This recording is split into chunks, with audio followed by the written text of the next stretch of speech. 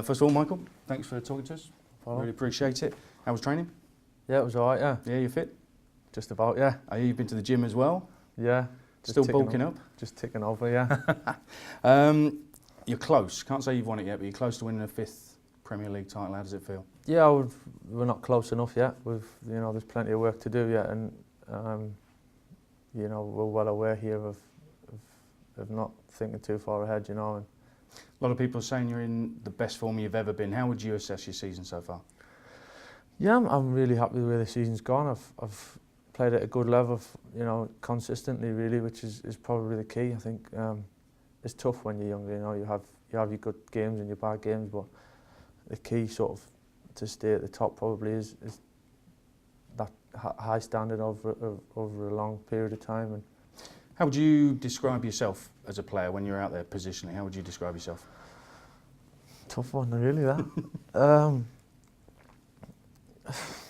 don't know, I think I'm just there to help the defence, to act as extra cover for them, really, and stop the supply into the opposition front players, and at the same time to service our attackers. We've got some tremendous attackers and wide men, so it's my job to keep the flow of service as much as possible to them and let them create and score goals. It's interesting, you didn't really mention passing the ball there. I thought you were going to say I'm a passer of the ball, because at West Ham you made your name there as a passing midfielder. Martin Jol described you as the best midfielder at Spurs your last season there. This is a passing club, Man United. The tradition is passing. Would you say it's like the perfect club for you being here? Yeah, I'd have to say that. I think for me it's the best club. It's just everything about it, the sort of principles of football and how you're expected to play and how we try and play. And to play football here day in, day out it really is a dream. So I'm very lucky. So Alex Ferguson, we don't really know much about him, to be honest. What's he like to work with? Is he funny? Does he scare you? What's he like? Yeah, a bit of both, really. A bit of everything, depending on obviously how things are going. But he can just gauge the situation, measure it up, and he knows how to react, how to get the best out of the players, whether it's a pick me up and a pat on the back, or whether it's a bit of a dressing down and kick up the backside, really. And that's top management. That's what it's about, and to do it for so long is incredible. And he's just got that knack of knowing what to do, what to say at the right time. So have you had the hairdryer? Now and again, yeah. It's a little bit less in coming out these days, I think, but yeah, in the past it's been known, yeah. Man United, for me, have been second only to Barcelona the last sort of 5 years or so in terms of the best in Europe. And they've really got the edge on you, haven't they? Does that hurt? Yeah, it hurts because, we're here to win. We want to win. We've come close to winning even more than we have. In terms of the 2 Champions League finals that we lost, but we've taken a lot of stick for that. But at the same time, we were there to be shot at. We were there in the final, and we managed to get the 3 finals in 4 years, which shows we were doing something right. We weren't so bad, but hopefully it can be next year. We felt we had a good chance this year. It just didn't work for us. What happened after the red? Did players kind of lose concentration, lose a bit of focus? Yeah, it was obviously a shock. I think the manager said the whole stadium pretty much was in a bit of shock. As a player, it's probably a bit of a poor excuse. For us, we should have reacted better. Credit to them. They dominated for that sort of next period and caused us problems, which you probably expect because the players they have.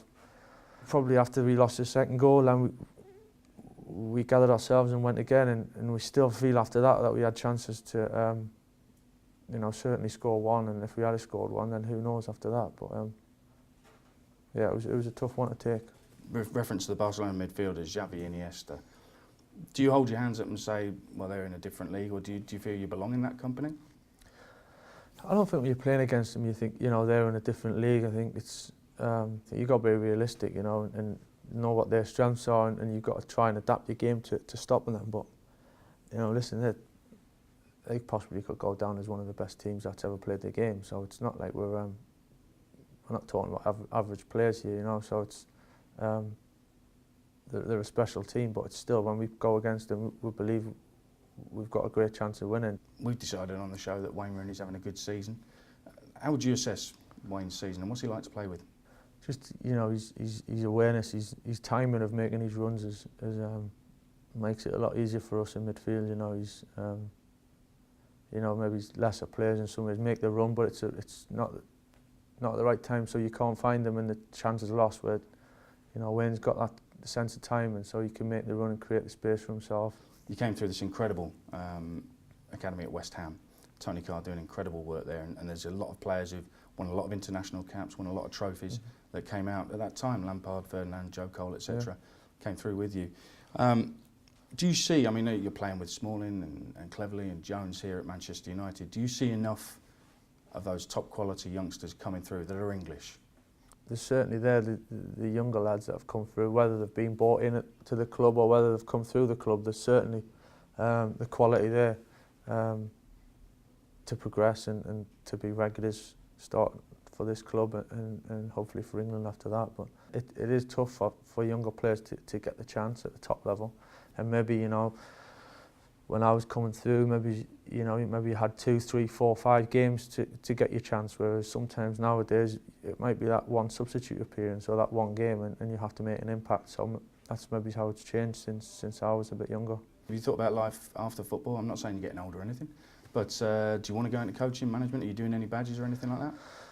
No, I started doing my badges a couple of years ago actually, and as it turned out, the fixes and stuff, it was just getting a bit too much. So I've put it on hold at the moment, but it's something I would be interested in doing. Certainly getting my badges. I don't know at what level or how far I want to take it at this stage, but yeah, it's something that I'd like to give it back at some point, even if it was with, you know, the younger generation or the youth team, and try and help them in some way. But I'm not sure I see myself as a manager though.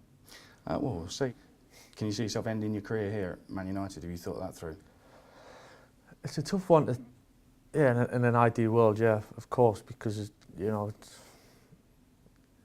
what a football club this is, and you know, not many people walk away from this place. But at the same time, you know, I'm not 32 yet. Who knows? You know, it's you never know what football's going to throw up. They might say to me at some point, no, "Thank you," but I think it's time to move on, and that's just how football is. I hope not, because I love this place, but we'll have to see how it goes. You played in what's now the Championship with West Ham a season, didn't you? Yeah, I think. That's right. Yeah. Would you drop down the leagues or not? Probably not. No, I don't think I would. I think for that I'd probably,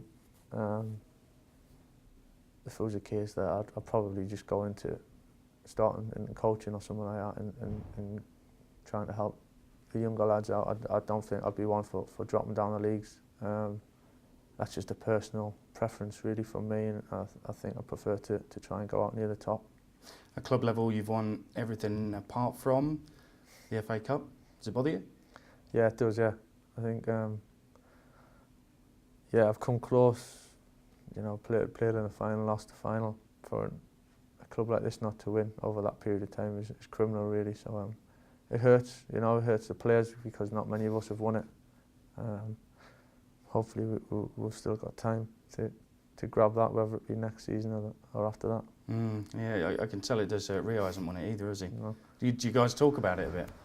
Yeah, we do, because it gets mentioned, because, you know, we're desperate to win. We haven't, you know, it's what I grew up watching. You know, the FA Cup was the game of the season when I was younger, and such a special day. And we come close with losing to Chelsea in the final, but yeah, we want to go better than that. You've been part of this, a huge part of this successful period for Manchester United, and Sir Alex keeps picking you, game in, game out. You rarely get subbed, and yet England managers just haven't done that. Has that left you really frustrated at times and wondering what's going on, wondering what they're not seeing that he does? Hetzelfde plezier als bij Arsenal om Huntelaar heen spelen?